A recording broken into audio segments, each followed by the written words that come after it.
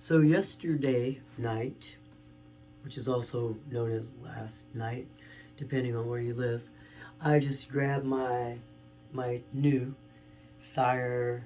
What is this? The Larry Carlton Sire. Is it the V70? It's the, I don't know, V70, whatever it is. It's the 335 with P90s in it. It's really, man, I think it's my new favorite guitar. Don't tell my Tom Anderson Strat that, or my Strat that I made, but I think it is my new favorite guitar. So I just made a little video, and all I did, I played in this pedal. I'm gonna try to, this amp. I'm gonna try to show you. It's always hard for me to make videos because either the camera's facing me or I try to hold it in my hand and face something else, but it never seems to work because I don't really know where the lens is facing. Anyway, I'm gonna show you this amp in a minute.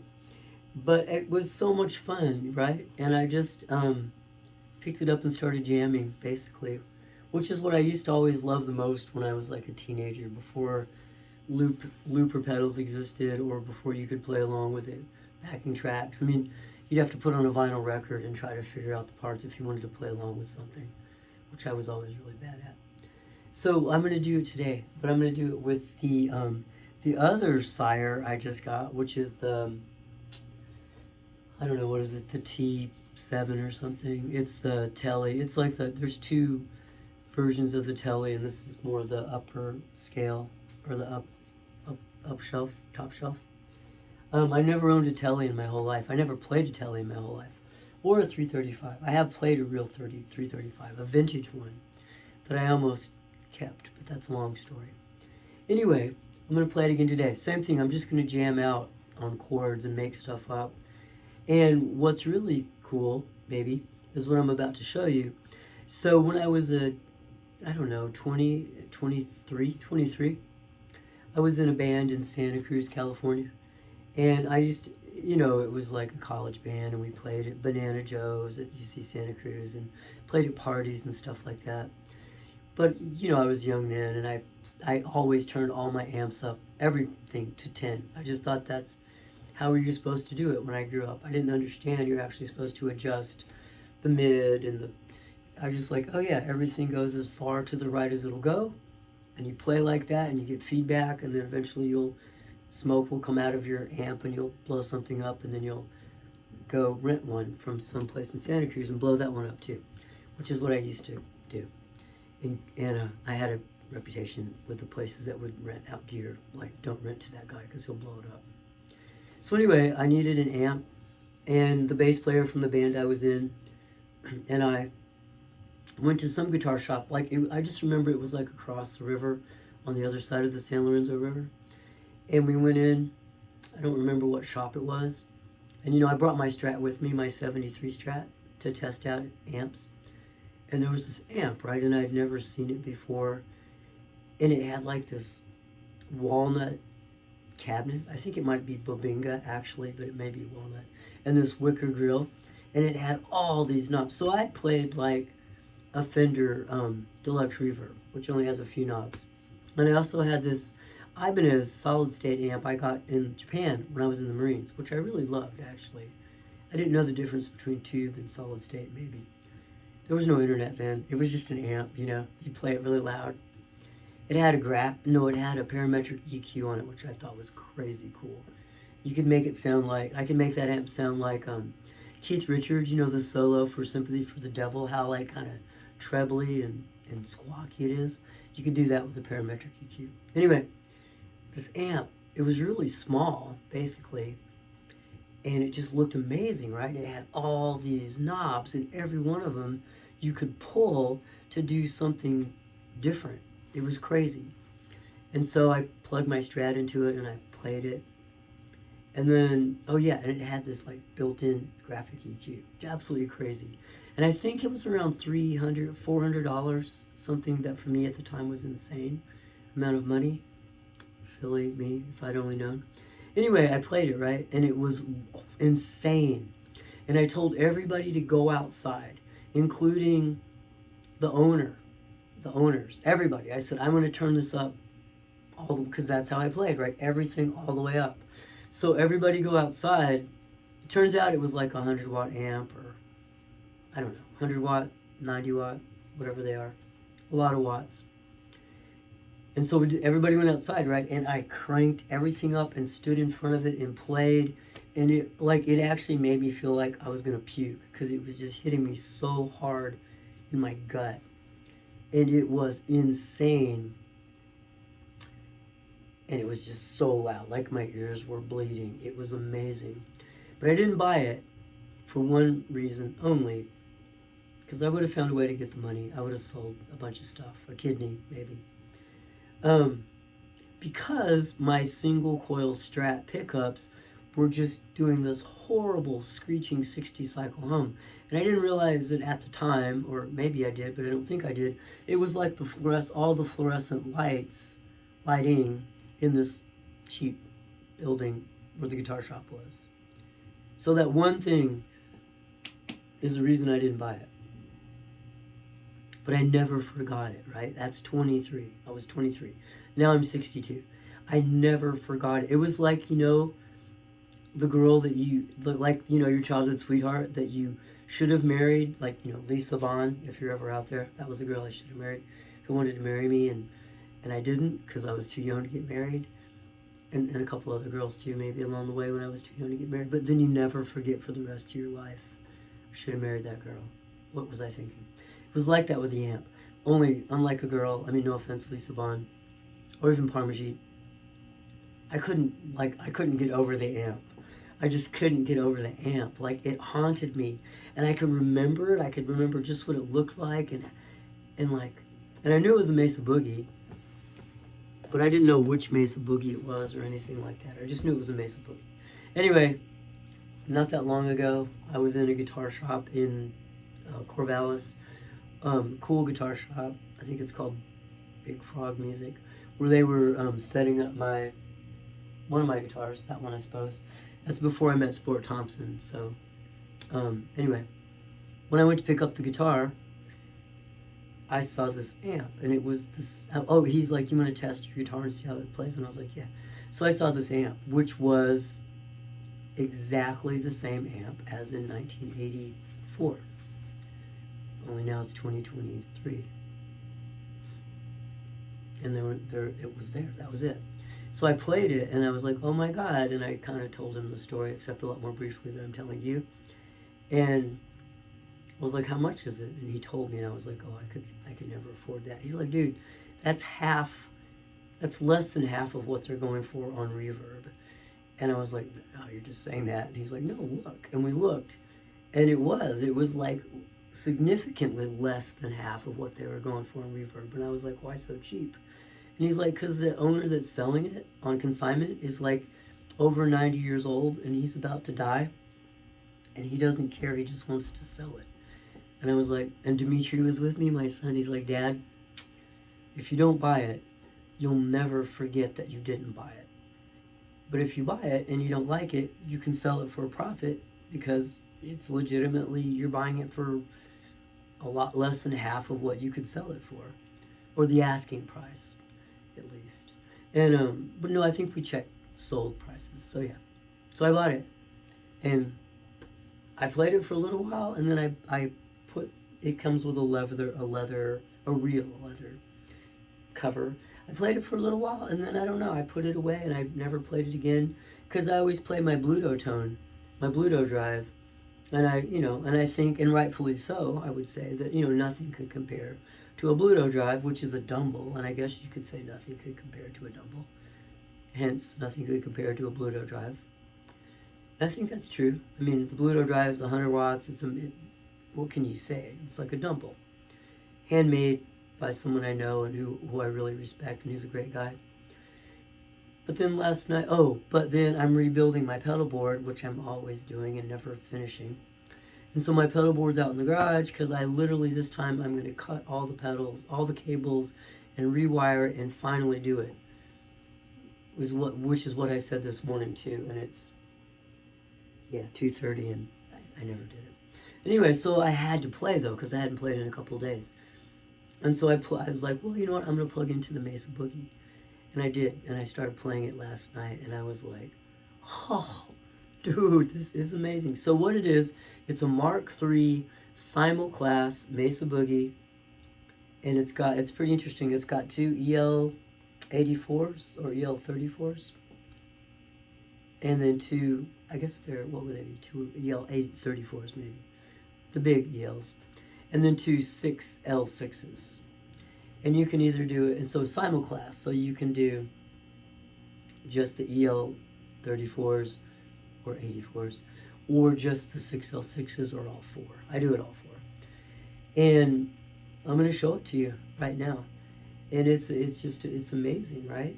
It sounds, it's got a clean channel, a crunch channel, and a drive channel, and it's got these 2-foot switches to switch between different channels. I don't have the foot switch. I've never plugged the foot switches in, honestly. They're right there, but I never did. I just have it on the drive channel.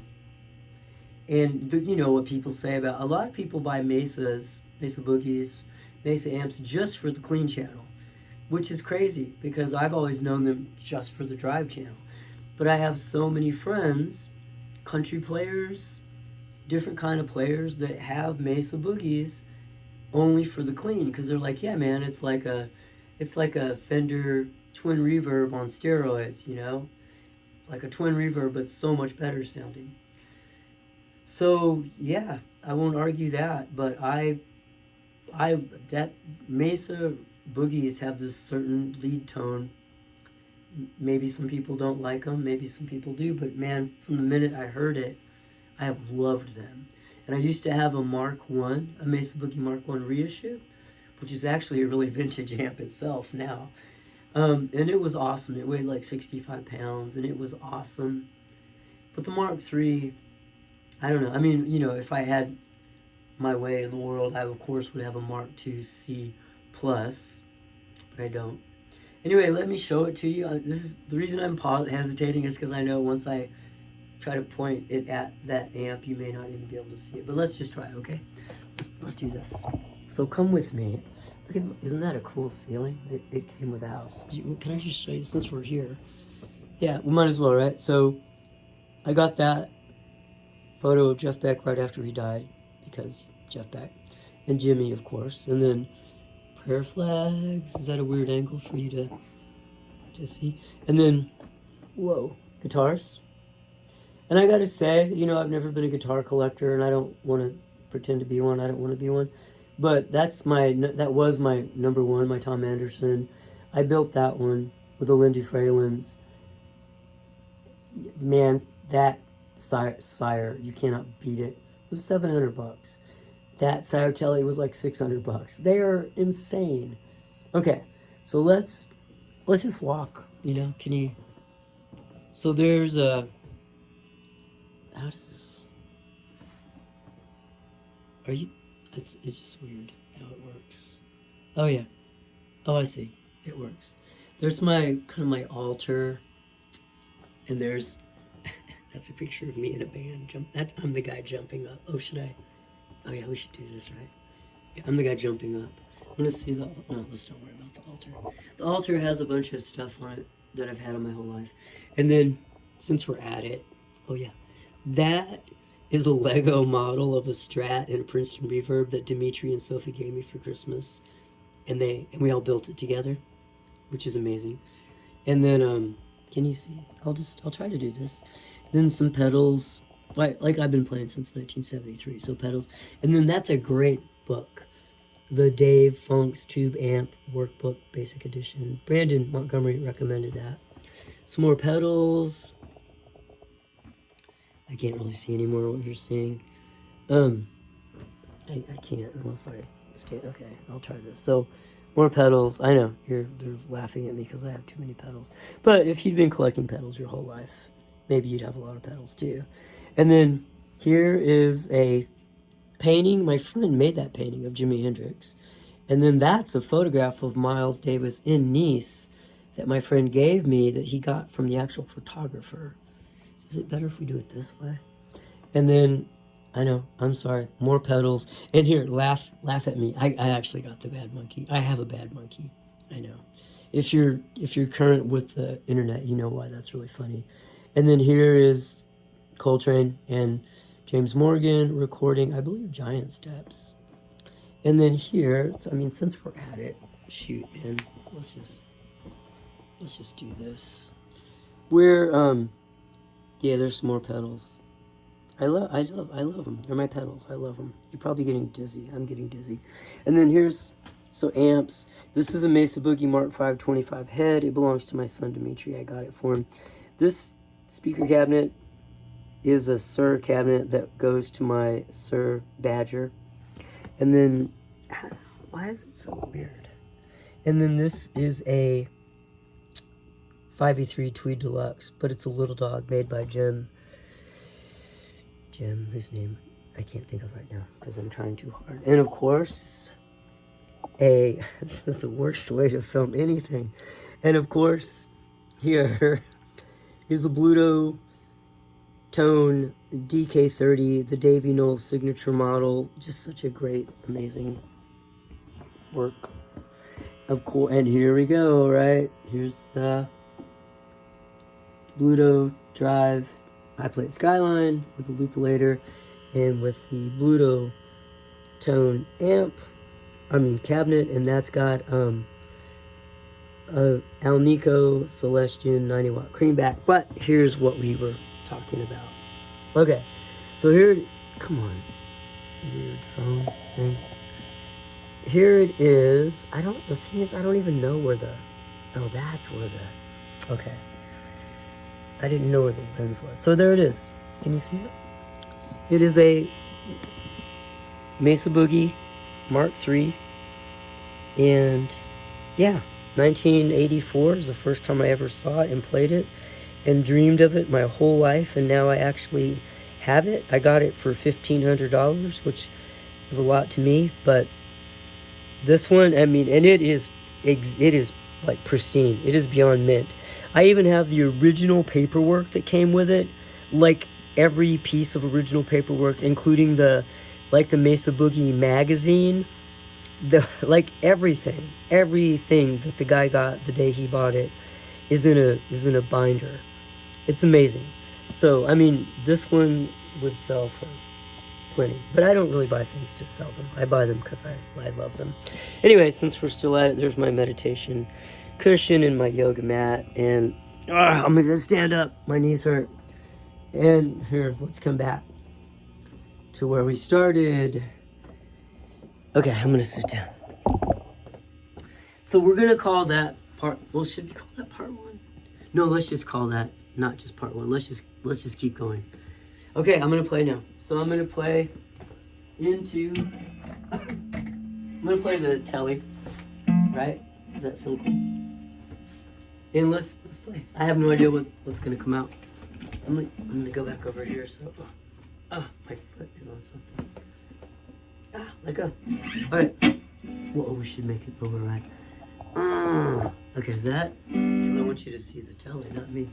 I don't care if you see me, but I want you to see the telly. Okay, yeah, let's play. I don't know what's gonna come out. Let's just find out. Oh, that, right? Isn't that amazing, that tone?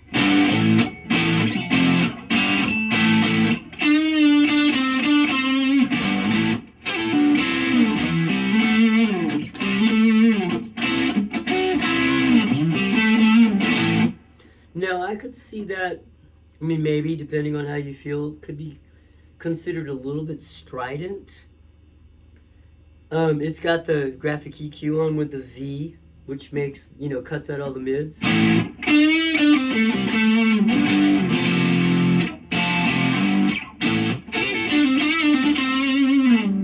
But I think it would cut through a mix.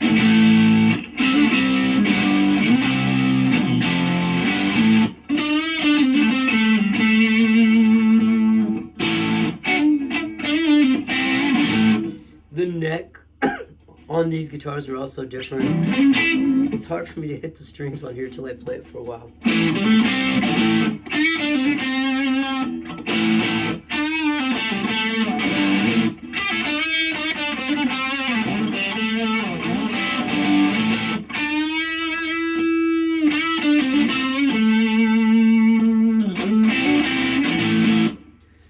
Should I go, you know what I'm going to do just for fun? I'm gonna go turn off the graphic EQ.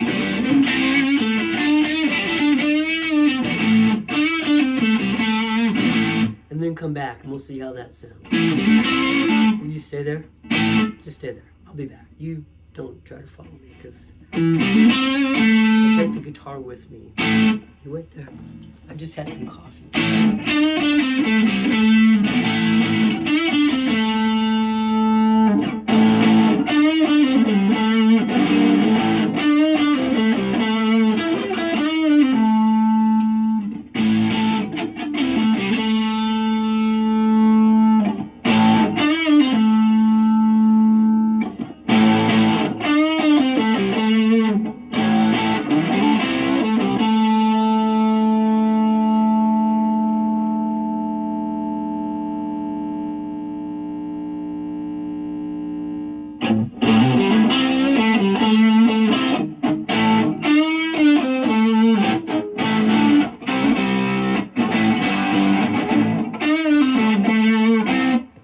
So for a minute I turned off the EQ, I think you heard that, and then I turned the EQ back on, but I had it in the V position. But what I actually did, I didn't touch anything except the mid frequency of the graphic EQ, and I brought that up. And then the treble was on, I think maybe 7, and I turned the treble down. I think the bass is on like 3 or 4. I didn't touch the bass. The mid was, I'm not sure, I didn't touch the mid. You know, what I've noticed, and I don't know if it's true about this boogie, is that you really want to keep the bass low, really low on a boogie. At least on my Mark 1, you wanted to keep the bass like on 1, because it, do you mind if I say the word fart? It farts out when you turn the bass up.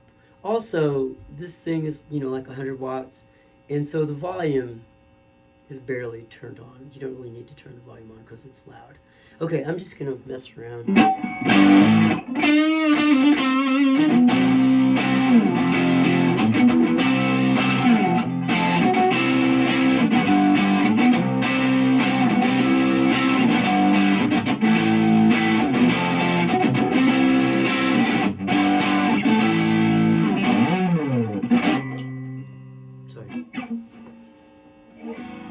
I don't usually talk during my videos these days, and there's a reason for that.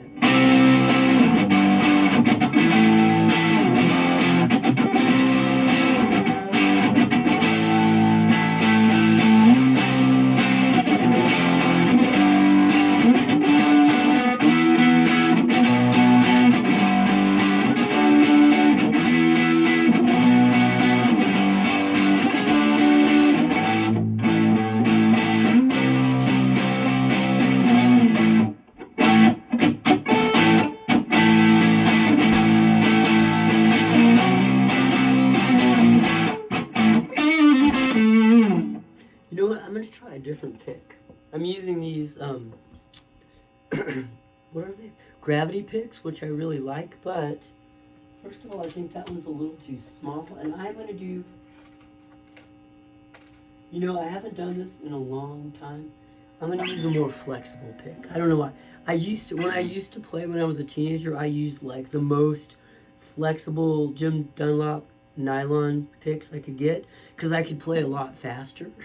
But now I play with a really hard pick. But let's try this.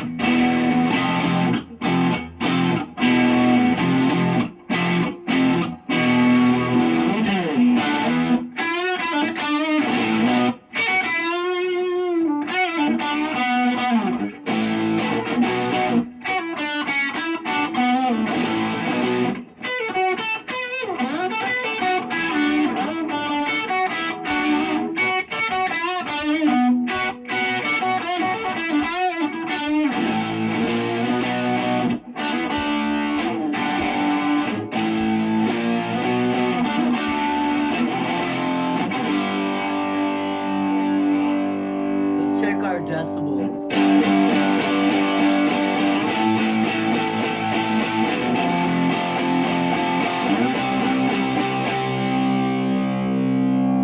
95 dB. That's not terrible.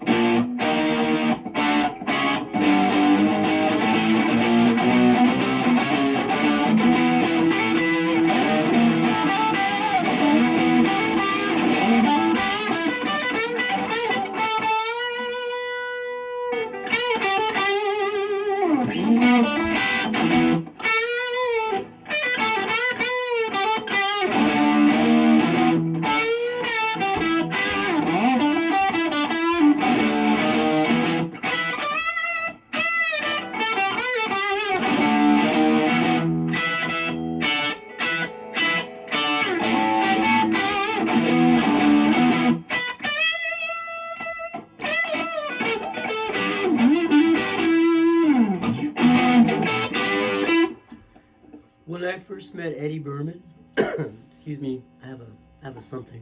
When I first met Eddie Berman at Sound Pure Music, hey there Eddie, he told me he used to be like an ambassador for Mesa, and like they gave him one of the very first Mesa Boogies, Mark 1s that they made. And in fact, he is in the newsletter that came with this amp, right? So he definitely really was. But he said, you know, when I told him about my Mesa and my Strat, he said like they weren't made for Strats. They were made for humbuckers, you know. They were not made for single coils. So your Mesa Boogie Mark 1 is never going to sound that good with your Strat. That's why I think this Mark 3 sounds so good with these. They're not humbuckers, but they're P90s.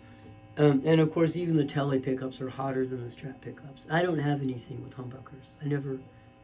Well, that's not true. I used to own an SG, but that was like a million years ago.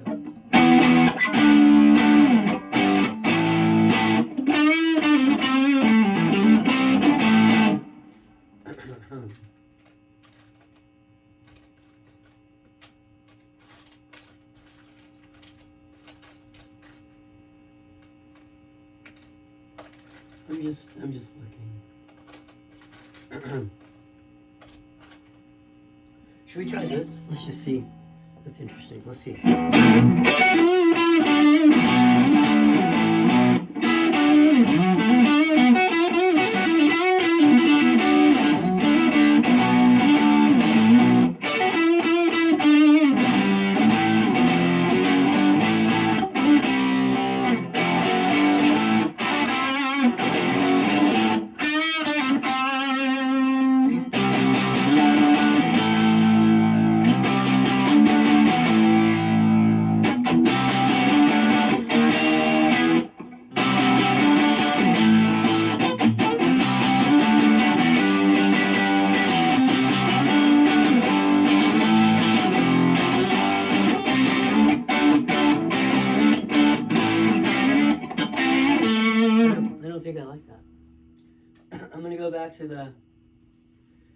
To the original gravity pick, which is just a little better.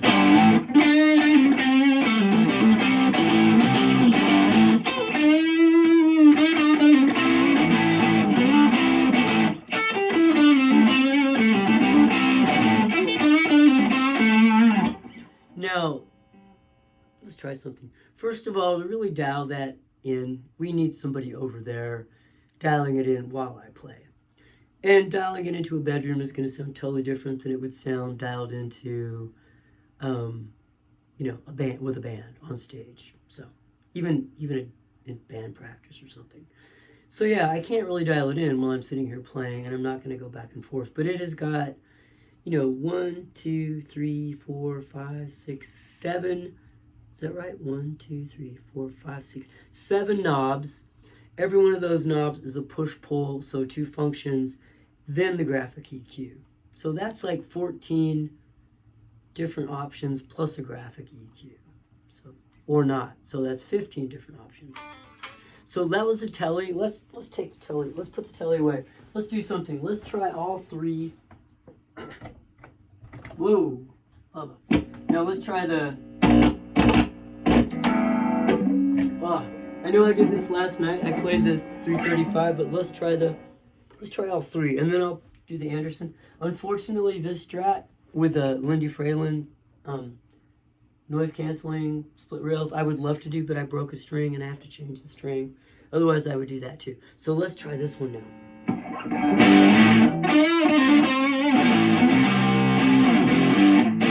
That sounds good.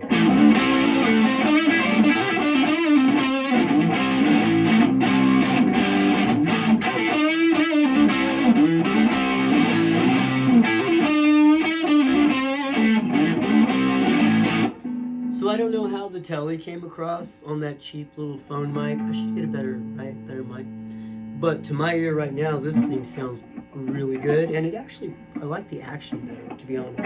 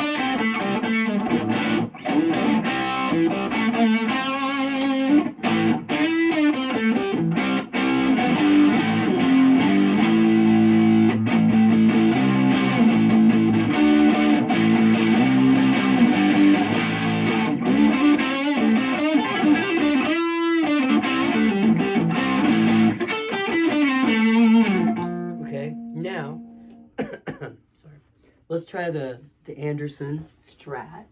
Now the Anderson Strat has sliders, vintage,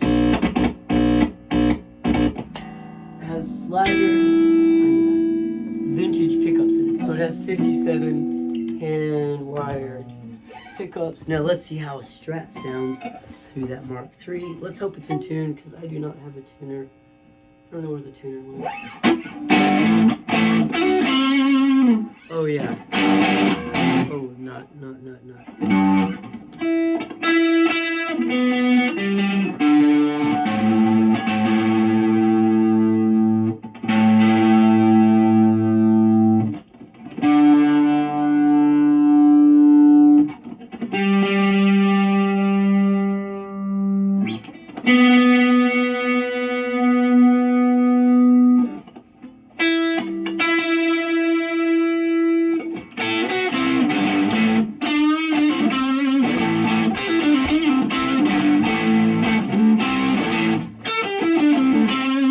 So let me just say right off the bat,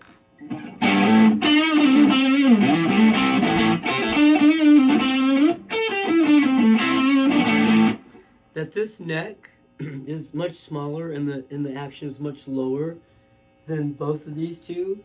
And I never thought I would say it, but I actually, I hate to say this out loud, I actually think I prefer the action on the 335. Maybe even the telly. And clearly, I mean, maybe you can hear it, but those pickups, oh my God. And I know a Strat's a different thing. In my whole life, I've been a Strat player, always. And I've always defended Strat pickups. But, you know, maybe like if I was playing a clean amp right now, but that, I think those P90s, I think, sound the best.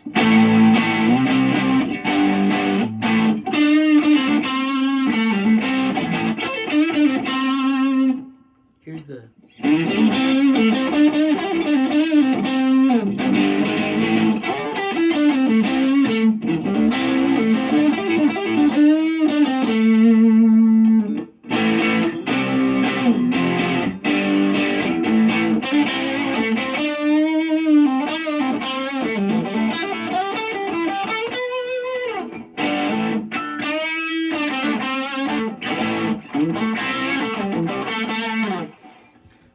back to the 335. Huh, how interesting. I wish we could plug in the Lindy Fralins just to compare the Lindy Fralin with the hand wound vintage single coils. I think the Lindy Fralins are a little hotter. Hey, let's try this again. Right?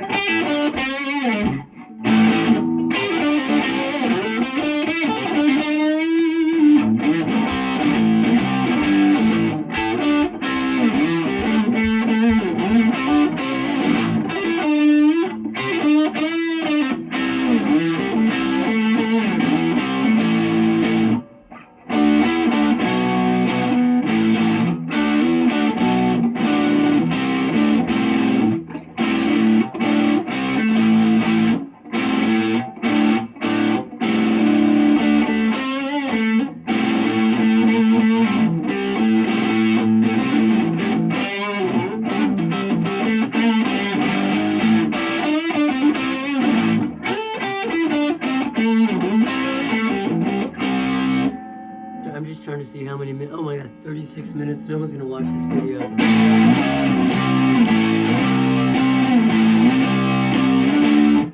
Maybe somebody will. I will.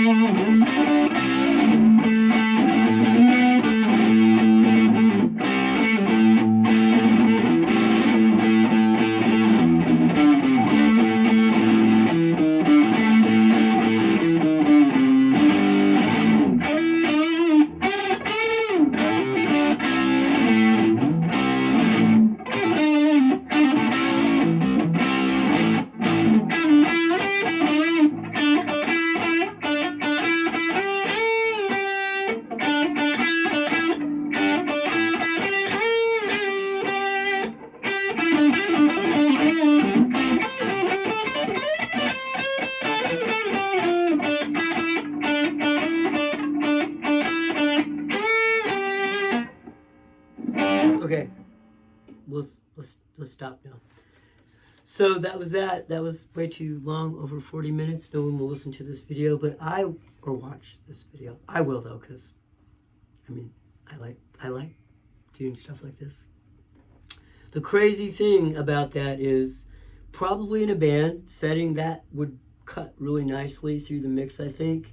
And you know, it sounds really amazing to my ear right now, but I'll bet you when I go back to playing my Bluto tone, you know, which is like Dumble, I'll probably say, oh, like, because that's what happened before, right? I'll be like, oh yeah, I thought it sounded great, but it doesn't sound as good as the Bluto tone. Which is what I tend to say about all my amps. Like the DK30, I'll play it next to the Bluto drive, and I'm like, oh, it sounds great, but not as good as the Bluto drive. Or the Tweed Deluxe, oh, it sounds great, but not as good as the Bluto drive, etc., etc., etc. Anyway, thank you for stopping by. Is this the Underground Gear Room? I don't even know what I call my. Isn't this a beautiful guitar? It's like beautiful. I used to call it the Underground Gear Room, so I guess I should still. Whoa! I guess I should still call it that. It's just that it's no longer underground, so it's not really the underground. Whoa! That's not safe. It's not. It's not really the Underground Gear Room anymore. It's just the gear room. So thanks for coming to the Underground Gear Room that isn't actually underground anymore, but I mean, it never was underground. It was just a big lie. It was in the bottom floor of our house, which was kind of slightly recessed underground level. So it was kind of underground. Anyway, thank you. And let's check this video out. I'll make fun of myself. Okay, bye.